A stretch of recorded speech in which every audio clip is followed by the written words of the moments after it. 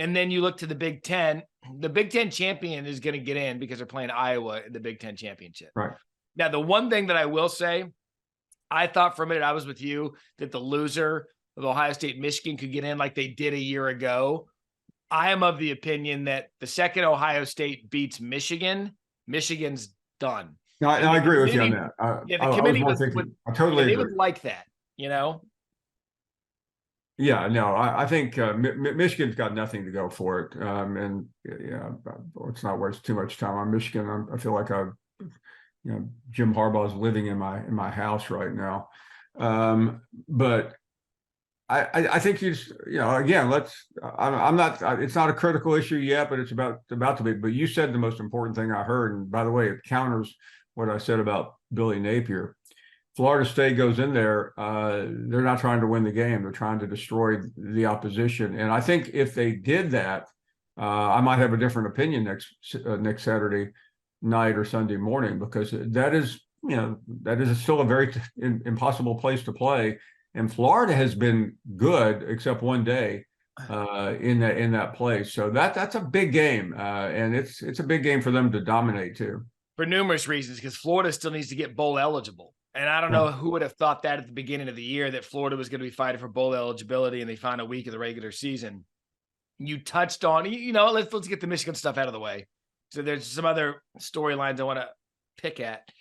I was in Pitt calling the Pittsburgh game on Thursday night, doing a bunch of stuff related to that. I had Michigan fatigue, and admittedly, I won't admit something on this podcast that could get me in trouble like some other people have this week. But I admittedly was kind of like, you know what? I'm going to put all the Michigan news aside for a couple of days because I got other stuff going on. And all I saw was the reporting that they were going to accept the suspension. Then I saw that Partridge was out. And then I started thinking, well, I literally wanted to pick up the phone to Pete Thamel and be like, hey, what does all this mean? So I know you were in it all week. Can you tell me what this means? The Harbaugh accepting the suspension, firing Parts. What did all this mean last week with Michigan? Yeah, I think what it means is that all the bravado was for nothing.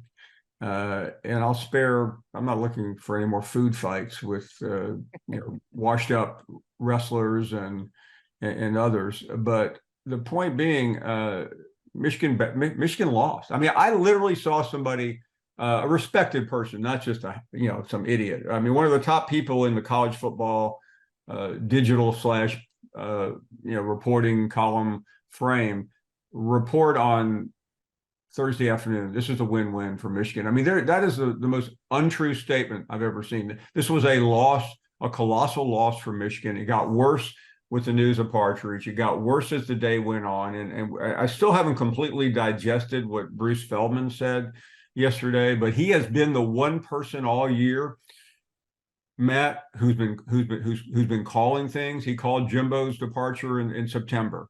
This guy is plugged in. I know that's not a popular thing to say when you work at the Worldwide Leader, but he is.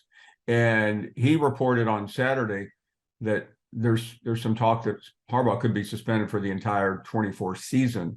If an ounce of that is true, this is a complete and utter disaster for the University of Michigan, because there's so much discovery that the NCAA has already uncovered that doesn't necessarily equate at all to what the four horsemen of Notre Dame PR have been saying.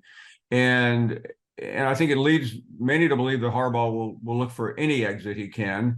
It will stop them from giving him the extension. It doesn't mean that much for today, but it means a lot for tomorrow. Yeah, and I'm okay, because as I was looking at it and not really diving in, which I plan to do this weekend, because it's leading into the biggest game of the year between those two. To me, on the very surface level of this, Paul, it looked as if Michigan was like, they found stuff. And rather than fight it, because this whole time it's like, we're being picked on. We're the victim. We didn't do this. We didn't do that. We're going to fight it. Free Jim Harbaugh. Well, how do you go from free Jim Harbaugh, we didn't do anything, we didn't do this, to accepting the suspension you were going to fight, firing a coach? All of this was in the matter of 24 hours if you didn't do something. Well, this is very much like politics today, Matt. Just attack the messenger. It doesn't matter what's true, what's not. And that's the one thing that Michigan fans have been effective at, is just trying to smear anyone who at least dares to look at this objectively. And I'm I'll be in Auburn Saturday. I don't know if I really could. I mean, I'd love to be at this game, but being around that fan base right now, I mean, they're an angry mob, and they have no reason to be.